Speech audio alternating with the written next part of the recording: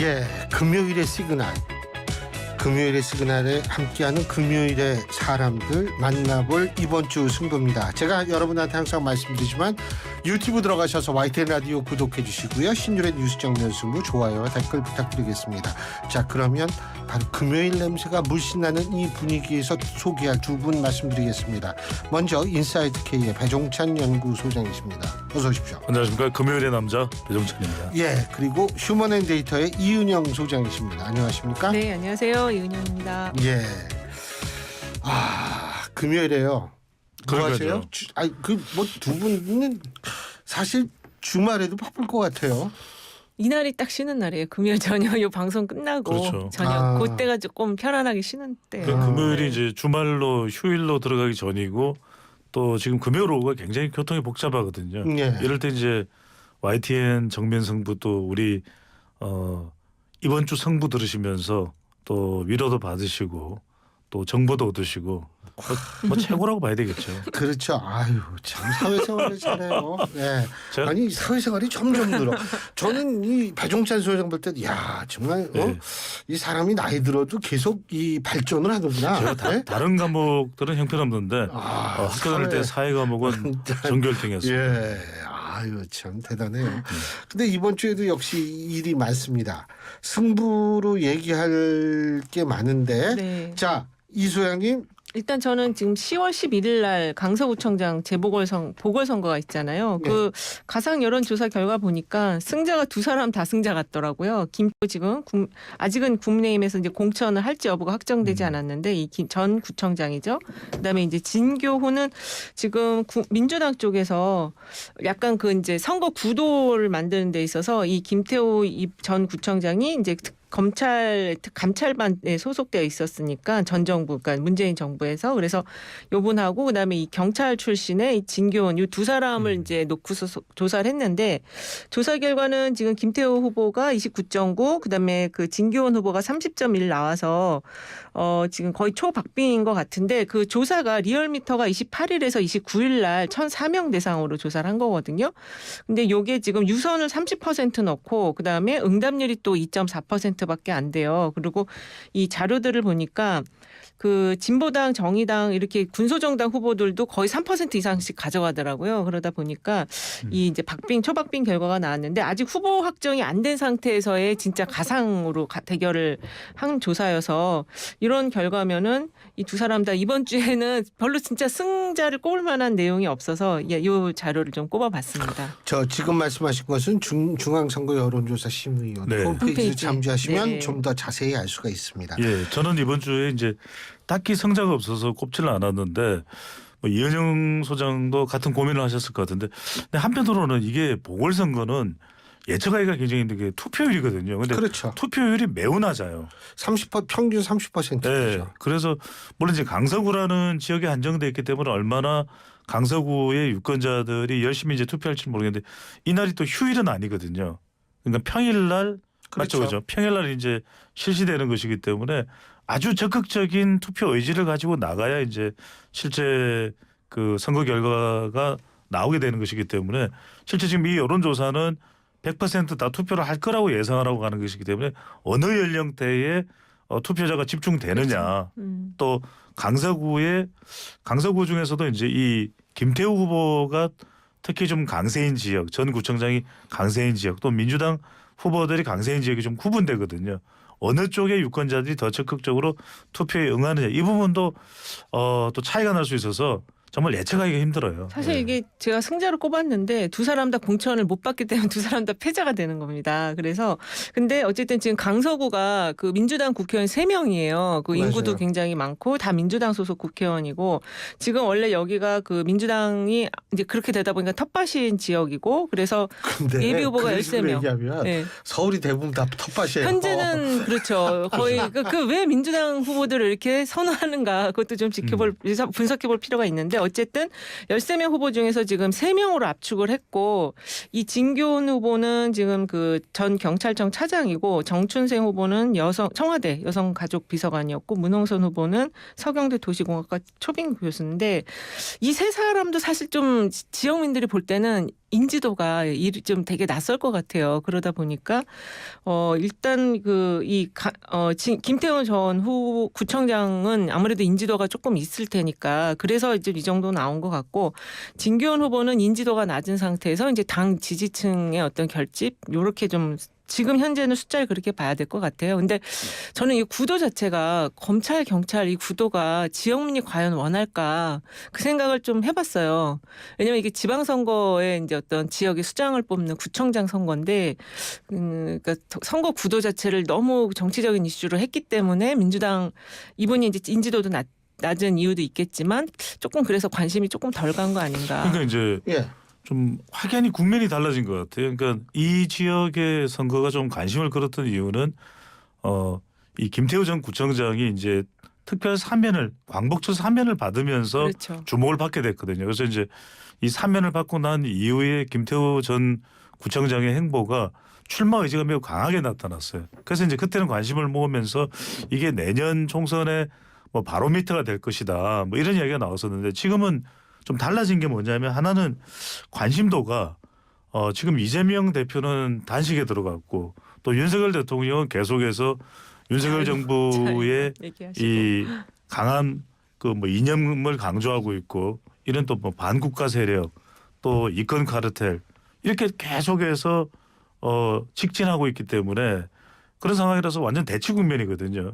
그래서 이게 또 그리고 이제 내년 선거는 지금 어떤 상황으로 전개될지도 한 치 앞을 내다볼 수가 없어요. 그래서 이제 강서구는 강서구일 뿐이지 내년에는 과도한 의미 부여는 좀 그렇죠. 그래서 그렇다? 이게 생각보다 그 주목도가 높았다가 지금 뭐 8월 말 9월 접어들면서는 조금 관심권 밖에서 좀 사라져가고 있는 것 같아요. 예. 제가 이제 보궐선거 생각하면 네. 예전에 창원 성산에 보궐선거가 있었거든요. 예, 근데 예. 창원 성산은 이 진보의 성지라고 얘기할 네. 정도로 진보세가 강한 지역인데 그쪽이 왜 그러냐면 블루 칼라들이 많아서 그래요. 그렇죠. 예, 예.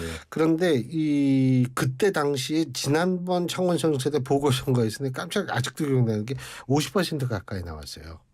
보궐선거 투표율이. 네. 투표율이 50% 가까이 나왔으니까 그때 당시에 국민의힘 후보가 정말 근소한 차이로 떨어졌거든요. 그러니까 이게 투표율이 굉장히 중요하다. 네. 이런 생각도 들고 이게 또 보궐선거에서 투표율이 높다라는 거는 이 분노 투표일 가능성도 사실 그렇죠. 있거든요. 그럼 맞습니다. 분노의 대상이 어디냐에 따라서 이게 달라지거든요. 그러니까 투표율 올릴 때 제일 좋은 게 분노 투표 아닙니까? 그렇죠. 앵그리 버드 현상이기 저는 때문에. 강서구청장 보궐선거는 투표율 높을 것 같아요. 그때처럼. 예. 네, 굉장히 지금 이 정치 현안이 너무 사람들을 피로하게 한 지 오래됐고 그리고 그 경제가 지금 너무 어렵기 때문에 이게 분명히 이번 강서구청장 보궐선거 내년 총선의 바로미터여서 투표율이 높을 거다 이렇게 전망하고 있거든요. 저는 조금은 이제 다른 의견이 뭐냐면 창원 성산하고 이제 창원 성산을 거론하셨는데 창원 성산의 경우에는 당시에 이 아마 여영국 맞아요. 후보로 기억이 네, 나요. 네. 강기훈 후보가 이제 맞섰었는데 그저 이제 블루칼라가 워낙 많기 때문에 그 시점에는 거기가 굉장히 좀 결집을 하는 그게 있었고 그리고 이제 이 그 당시 진보 진영표가 분산되지 않고 강기훈 후보 쪽으로 이제 좀 결집이 됐어요. 저기 여영국 후보 쪽으로 그런 상황이었는데 지금도 가령 민주당의 지지율이 이 서울에서의 지지율이 매우 높으면 그 분노표라는 것은 윤석열 정부를 향한 분노표겠죠. 이제 갈 텐데 그러기에는 더불어민주당의 지지율도 아주 썩 높다고 하기에는 지금 뭐 오늘 한국갤럽도 있었고 27% 나왔죠. 네 그리고 이제 이 MBS 4개 여론조사기관의 조사에서도 28%. 그거 아까 다 얘기했어요. 그러니까요. 일부에서. 그래서 제가 미리 말씀 안 드리는 거예요. 개요를 딱히 높지도 않아서 그 분노가 갈 데가 없는 거죠. 갈 데가 없으면 또 투표를 하러 가지 않을 수도 있기 때문에 좀 봐야 될 것 같아요. 예. 그렇죠. 근데 뭐 아까 선거는 네. 그거는 진짜 아무도 몰라요. 그 결과는. 그럼요. 그렇죠. 근데 저는 지방선거기 때문에 이거를 너무 정치적인 칼라로 갑자기 하는 지방선거라고. 지방선거예요. 맞다. 지방선거구나. 네, 이게 갑자기 그런 생각이 네. 났습니다. 이거 지금 네. 너무 정치적으로 구도를 만들면은 지역민들이 조금 실망할 수도 있어요. 자, 배소장님 승자. 저는 성자 없습니다. 성자는 없는데 그러면 어떻게 해? 제가 패자가 두 사람이기 때문에 예. 패자가 두 국방부 사람. 장관을 꼽았습니다. 국방부 장관인데 제가 꼽은 이유는 뭐 이제 세세한 내용들 그러니까 해병대와 관련된 이 박정원 전 수사단장과 관련된 뭐 논란과 파장 또 이 홍범도 장군의 흉상 이 철거 및 이전과 관련된 논란과 파장 제가 이 내용은 이미 아실 거예요. 우리 정면성 부를 들으셔도 뭐 근데 이제 제가 패자로 꼽은 이유는 이렇게 국방부 장관이 시끄러우면 안 되거든요. 그렇죠. 너무 국방부가 지금 너무 시끄러워요. 그래서 연일 이 국회에 나와서 또 질문을 받는데 답변도 궁색하고 그러니까 이게 뭐 여러 가지 우리가 구체적으로 들어가면 할 이야기들이 많습니다. 그런데 국방부 장관이 적어도 이종섭 장관이 무슨 이유가 됐든 간에 어떤 연고가 되었든 간에 이렇게 국방부가 시끌벅적하고 이런저런 논란 그러니까 이건 뭐 사전에 어떤 식으로 조율이 됐든지 아니면 군 내부에서 또는 군 외부와 뭐 협력할 일이 있으면 조율할 일이 있으면 조율이 됐어야 되는 일들이지 이게 막 국민들까지도 다 여기에 대해서 비판에 가세할 수밖에 없는 또 이 정쟁화 되는데 또 가세할 수밖에 없는 그런 상황으로 만들었다는 것 자체가 저는 비판받아 마땅하다라는 생각이 들어서 패자로 일단 꼽았습니다. 네. 국방부는 임기 초부터 워낙 이 논란에 휩싸여가지고 그 청사 이전부터 해가지고 근데 오늘 어쨌든 그 박정원 전 해병대 수사단장 강제 구인이 있었잖아요. 근데 예. 그 영상을 그러니까 봤는데 어느 문으로 들어가느냐 때문에 강제 구인이 된 거 아니에요? 그렇게 된 것 그렇습니다. 같긴 한데 네. 어쨌든 그 들어간 거 전에 그 동기들이 그 해병대 동기들이 동기. 이제 네. 그 노래 불러주고 하는 그 보내는 모습 자체가 너무 좀 뭉클하더라고요. 이런 일이 왜 있을까? 저는 정말 참 이해가 안 돼요. 더군다나 이제 그 해병대 그 동기 그분들의 입장에서는 네. 지금 그 돌아가신 이 최상병. 고 네. 최상병이 후배 아니에요. 그렇죠. 그죠? 맞습니다. 그러면은 네. 이건 사실 해병대 후배죠. 이분들의 이 입장에서 볼 때에는 해병대가 특히 이게 끈끈한데 그럼요. 이런 면에 있어서 그런 부분도 전 있을 수 있다고 저도 봐요. 이 아들이 해병대 가고 싶다 그래서 이 사건을 굉장히 주목하면서 보고 근데 있는데 해병대 가면 좋아요. 근데 이제 가기 싫다고 그러더라고 이 사건을 보면서. 아이고 그 해병대 가면 좋아요. 그게 이제 근데 하여간 네. 이은영 소장 같은 사례가 있으면 또 안 된다고 그래서 제가 이제 패자를 그 선택한 해병대가요. 네. 죄송합니다. 왜 노려봐요? 근데 아니 저는 이렇게 집중해서 보는 거죠. 네. 우리 배 소장님도 잘 아는 우리과 교수 중에 한 분이 네. 해병대 출신이에요. 아, 근데 네. 뭐가 깜짝 놀란지 아세요? 해병대가 얼마나 끈끈하냐면 학생들 중에 해병대 출신 있죠. 학생들 중에 해병대 출신하고 해병대 출신 교수하고 모임을 하더라고. 아, 그럼요. 예. 여기는 평생 저기자 전우잖아요. 네. 평생 아니 전우. 그러니까 사회생활을 할 때도 옆에 이제 해병대 이야기가 들리고 이렇게 하면은 그 술값을 다 계산해요. 해병대 선배들은 그리고 바로 이제 존칭도 생략되고 형 동생이 되고 아니면은 뭐 이제 좀 연배 차이가 나면 나이 차이가 나면 아 선배님 후배 그래 이러면서 이게 해병대 정신이거든요. 저도 이 말씀을 드리려고 하는 거예요. 왜 해병대가 흔들리면 안 됩니다. 귀신 잡는 해병 그리고 이 군 단위로 봤을 때 대한민국 최정예가 해병대거든요. 백령도, 김포 정말 곳곳에 포진하고 있는 그래서 우리가 마음 든든한 것이 바로 귀신까지도 잡아낼 수 있는 해병대 아니겠습니까? 근데 해병대가 지금 흔들려요. 저는 해병대가 역사에 대해 군 내부 문제로 이렇게 흔들렸던 적이 없죠, 그런 적. 있는지는 모르겠는데 저는 그래서 적어도 뭐 이종섭 국방부 장관의 개인의 책임은 아닐지 어떨지 모르겠지만 그건 뭐 밝혀져 봐야 알겠지만 저는 제발 이 국방부가 이런저런 문제로 이렇게 흔들리고 군이 흔들려서는 안 된다는 점을 강조를 합니다. 맞아요. 근데 이제 어쨌든 해병 출신들 입장에서 볼 때에는 자신의 아끼는 네. 사랑하는 정말 이 후배가 목숨을 잃었기 때문에 그럼요. 그것에 대해서는 굉장히 좀 예민하게 반응할 수밖에 없다 이런 생각을 하는데 패자가 또 있어요. 지금 한 명 더 있대요. 예. 근데 시간이 아니요 괜찮아요. 지금 괜찮습니까? 네. 저기 우리 신동진 PD님이 두 번째 패자까지 가라고 말씀하셔가지고 네. 예 지금 이제 국방부 말씀하셨고 자 그러면 패자를 2명 꼽으셨다니까 이은영 소장님의 패자 한번 저는 들어보죠. 대통령 지지율 패자로 꼽았습니다. 예. 그래서 지금 아까 이제 자료 다 출처 말씀해 주셨는데 MBS 전국 지표 조사 어저께 나온 거는 지금 대통령 지지율 5% 포인트 하락한 33. 지금 부정 평가가 오늘 갤럽도 그렇고 다 59%로 다 상승을 했거든요. 그러니까 두 개 숫자가 똑같이 나왔어요. 33 긍정 평가 33, 부정 평가 59인데 MBS 자료는 2주 전 자료 대비 시 마이너스 5% 포인트. 그다음에 갤럽은 마이너스 1% 포인트 하락을 했습니다. 그래서 대통령 지지율이 그리고 지금 미디어 토마토 자료도 33.3% 이렇게 나왔어요. 8월 28일에서 30일 날 1,042명 조사인데 그래서 완전히 지금 33% 박스에 완전히 갇혔다. 자세한 것은 중앙선거 네. 여론조사 심의위원회 홈페이지를 참조하시면 됩니다. 네, 그래서 이 대통령 지지율이 이렇게 지금 낮은 거는 좀 우리 한번 봐야 된다. 왜 이렇게 낮은지 이게 헤어나질 못하고 있잖아요 지금. 그런데 이제 내용을 들었다 보면 주로 어디에서 하락을 했냐면 연령대로는 30대, 30대는 군대 이제 군복무 하고 온 그런 연령대죠. 남자들로 치면은 그다음에 인천 경기더라고요. 그래서 저는 대체로 이 내용들을 보면은 지금 벌어지고 있는 논란들이죠. 그러니까 대통령이 뭐 민생을 강조했습니다. 강조하기도 하는데 저는 이념 전쟁 이야기하지 말고 윤석열 대통령이 민생 전쟁을 이야기해야 지지율을 올릴 수 있는데 저는 국민들에게 그렇게 공감을 받을 수 없는 이념 전쟁을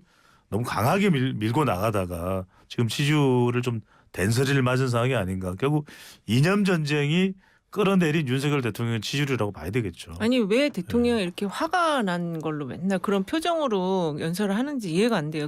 이런 대통령 처음 본 것 같아요. 막 국민들 연설에 화를 내는 이런 대통령 처음 봤어요. 아니 누가 화를 내게 하는지 모르겠어요.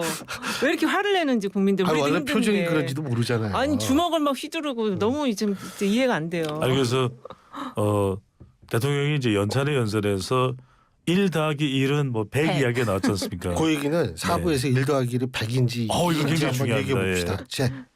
1 플러스 1이 100 얘기 하다 말았어요. 그래서 이제 윤석열 대통령이 인천에서의 국민의힘 연찬회에 가서 이제 연설하면서 1 플러스 1을 100이라고 이야기하는 또 선동을 한다. 그거 이제 강조했었거든요. 근데 이제 요즘 라디오 방송에 한 그 게시판에 올라온 글인데 본인도 이 글을 쓰면서 대통령님에게 이 글을 보냅니다. 이러면서 아유 긴장이 되네요. 불안하네요. 그러면서 올린 게시판에 올린 글이 뭐냐면 1 플러스 1은 귀요미.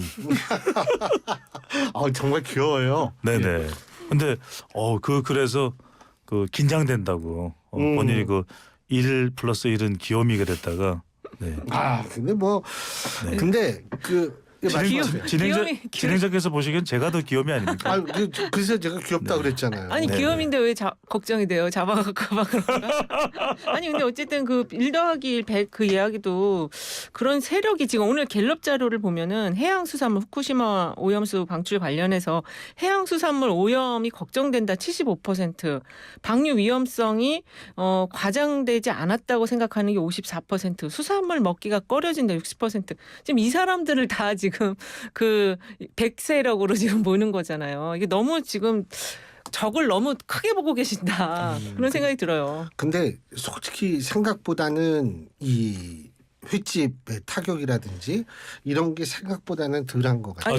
저도 네. 그래서 어제 이제 뭐 명분은 이제 현장 탐방인데 저녁에 횟집을 갔는데 아니 뭐 전혀 별로 의식은 안 하더라고요. 국내산 또 수산물이고 이제 하기 때문에 일단은 크게 그래도 타격은 없다는데 이게 또 언제 어떻게 타격을 받을지 모르는 부분이거든요. 아니 그리고 대부분 이거 걱정하는 분들이 우리는 그냥 먹을 수 있는데 우리 때는 그렇게 걱정이 안 되지만 우리 이제 애들 세대 그것 때문에 걱정하는 저는 거예요. 사실 이런 생각이 들어요.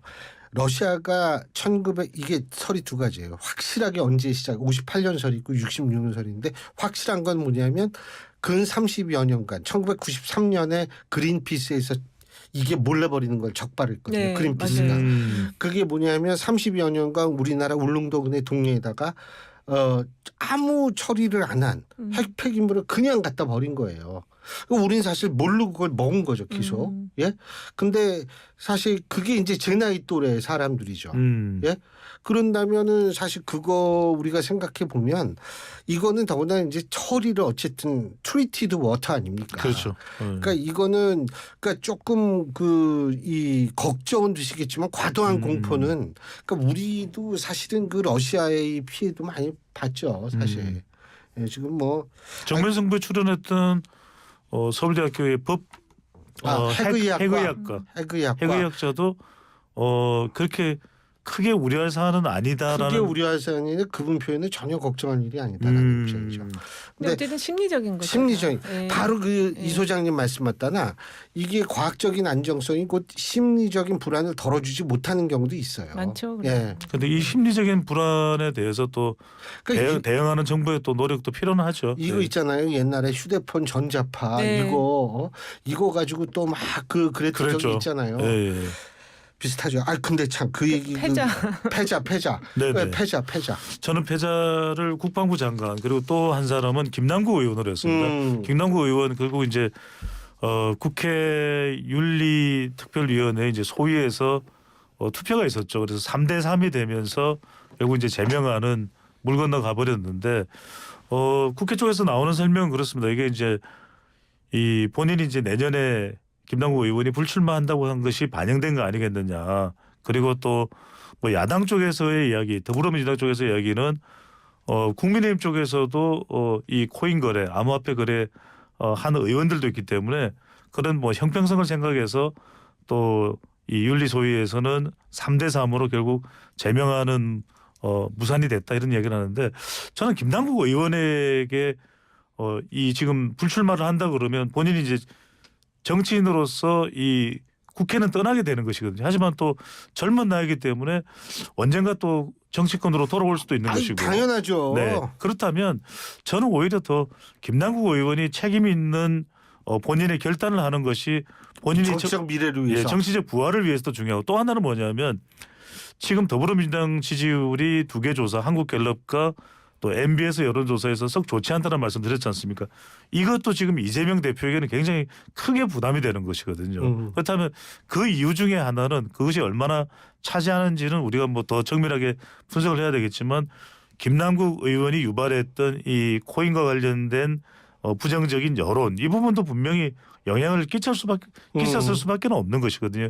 그렇다면 적어도 본인이 좀 더 정치적인 판단을 내려서 뭐 더불어민주당 내부에서도 그런 이야기 나왔습니다. 사퇴 이야기도 나오고 또 본인이 이 코인 거래로 암호화폐 거래로 얻었던 수익을 다 사회나 아니면 뭐 청년 세대를 위해서 MZ 세대를 위해서 다 환원한다든지 이런 내용이 왜 안 나올까? 결국 그러면 김남국 의원에 대해서 이렇게 부정적인 인식들 이 부분은 금방 해소되기 어려운 것이거든요. 그래서 저는 그런 결단을 하지 못하는 김남국 의원에 대해서 패자로 선정을 했습니다. 이 소장님 보실 때에는 김남국 의원의 정치 생명이 끝났다고 보세요. 왜냐하면 네. 전재수 의원하고 제가 인터뷰를 했었거든요. 네네. 그저께. 근데 전재수 의원이 얘기를 하기에 이 정치 생명 끝난 사람이 그래서 제가 그랬어요.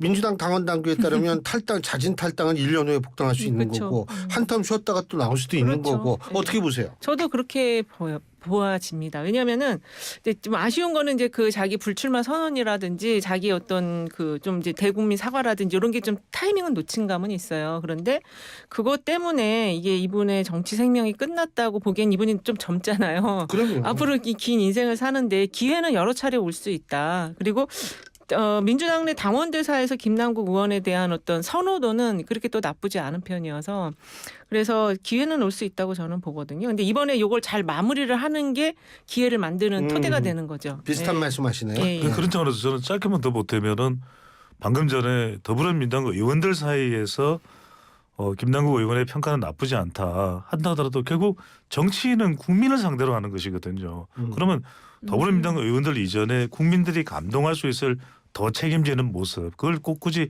다른 의원들의 사례하고 비교할 것이 아니라 김남국 의원에 대한 청년 의원에 대한 기대가 많았거든요. 그러면 여전히 그 코인 거래한 것에 대해서 원천 이 투자금에 대한 부분은 굉장히 궁금한 부분들이 해소되지 않은 부분들이 많아요. 아니 이 수익이 있다고 나오나요? 수익이 그렇게 아니 그러니까 네. 그것 자체를 모르고 있기 때문에 네. 그래서 수익이 저는 없다는 걸로 알고 있는데 그런 부분들을 좀 더 액수가 너무 커요. 명쾌하게 명확하게 밝히고 책임져야 될 것이 있으면 책임지고 또 그 수익으로 인해서 이런 마상이라고 그러죠. 마음의 상처를 받았을 젊은 세대들에게 그러니까 마상이라고 그걸 그래요? 마상이라고 그럽니다. 그래서 아, 이게 참 저는- 발 소장님한테 많은 걸 아니, 배워요. 저는 뭐 제가 그런 경우가 아니기 때문에 제가 또 그 위치에 있으면 어떻게 할지 모르겠습니다.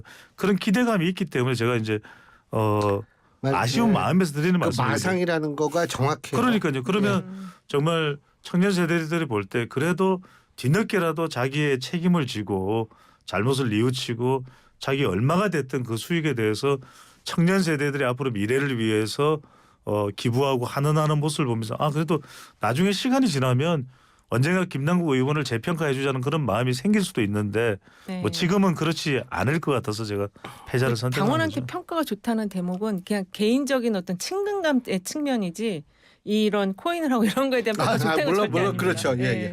그리고 뭐 사실 두 분도 아마 방송 많이 하셨을 거예요. 예, 옛날에. 많이 그죠? 했죠, 예, 그냥 예. 뭐. 그럼요. 저도 같이 많이 네. 했습니다. 예, 예. 전 안 했습니다. 자, 네. 참 그랬군요. 옛날에 출발세 할때 했군요. 잊어먹었었어요. 자, 그러면 이번 주 승부처 얘기해 같더라고요. 주시죠. 아, 같아요? 네, 이재명 아, 대표 단식. 그러시군요. 네네. 예. 뭐요? 이재명 대표 대표의 단식. 네. 아, 단식. 근데 이게 오늘 지금 좀 들어오기 전에 벌써 이슈가 단식에서 검찰 출석 이걸로 바뀌었어요. 그래서 어쨌든 단식도 어제부터 시작이 됐는데 어제 현장 분위기랑 그런 거 얘기 좀 들어보니까 아, 거의 살벌했대요. 네, 그 유튜버들이 코인 아니 그런 말 하면 안 되는데 그 이제 보수 유튜버들이 잔뜩 와갖고 싸움이 그랬대요. 네, 막 일어나고 조정훈 의원이 아까 2부에 나오셨는데 네. 아까 방송에서 그 말씀 하시더라고요. 제가 봤는데 네.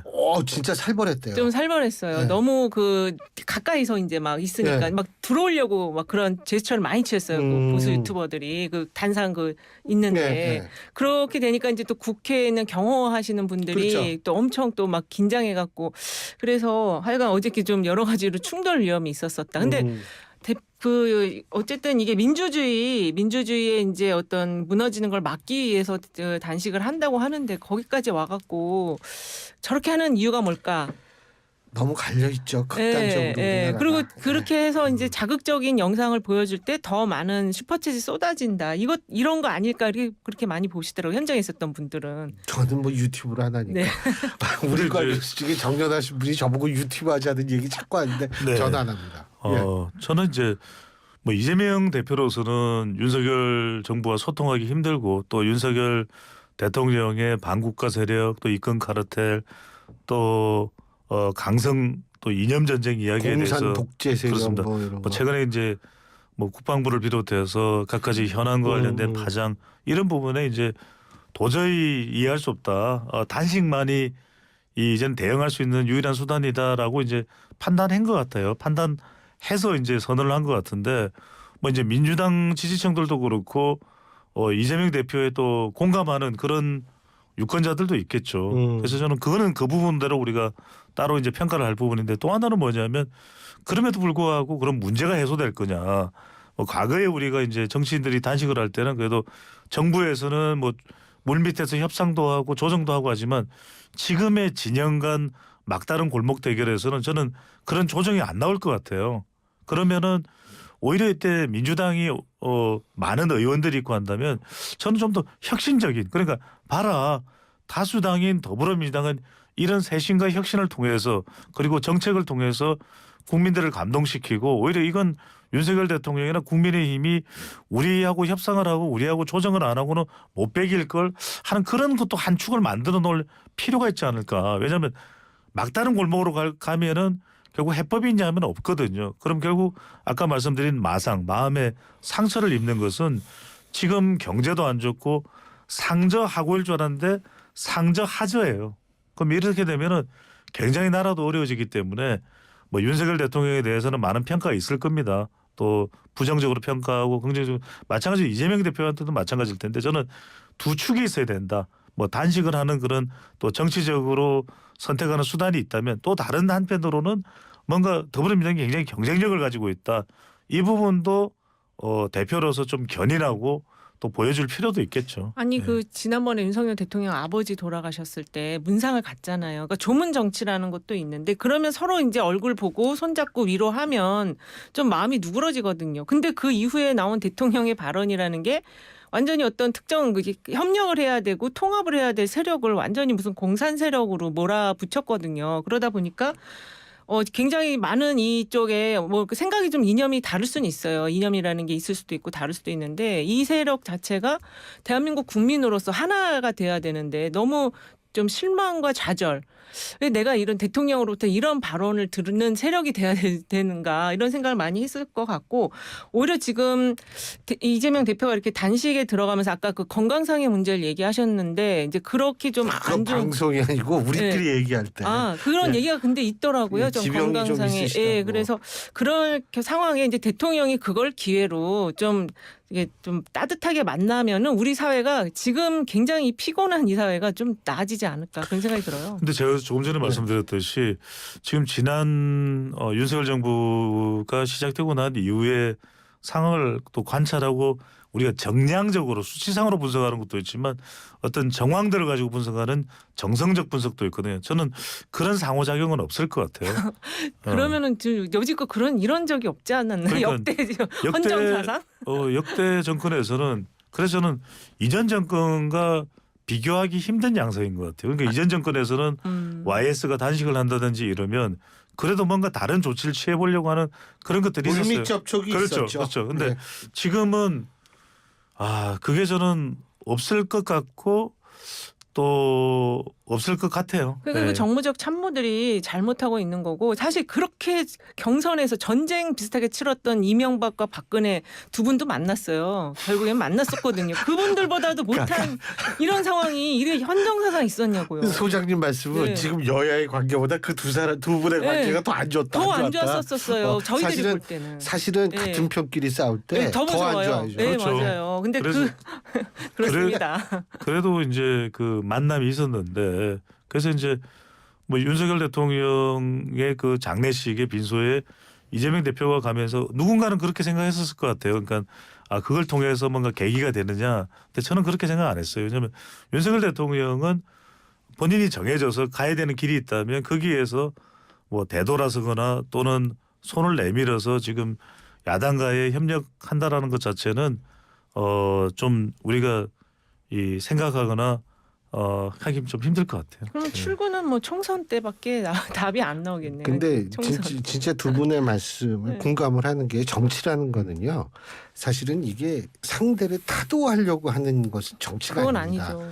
정치라는 건 상대를 파트너로 생각을 해야 되는데 좀 그런 측면이 있는데 한 가지 제가 정하는 게 지금 검찰 수사는 그럼 어떻게 된다고 보세요? 검찰 수사는 이제 다 물 건너 그거야말로 물 건너가고 있는 상황이 아닌가. 어쨌든 지금 조율이 왜냐하면 검찰 아니, 측에서 그리고 좀 단식하고 있는 사람을 불러낸다는 그것도 그런데 그것도 우리나라 정치상 근데 가급적이면은 그 이제 불을 오는 사람의 일정을 좀 맞춰주잖아요. 근데 그게 너무 각박해요. 알겠습니다. 네. 아유 이게 참. 근데 어쨌든 이 단식이라는 게 우리가 생각하는 것보다 심각한 문제니까. 네. 자 오늘 두 분 말씀 여기까지 듣겠습니다. 고맙습니다. 네, 감사합니다. 고맙습니다. 예, 지금까지 휴먼앤데이터의 이윤영 소장, 인사이트K의 배종찬 연구소장 두 분과 함께했습니다.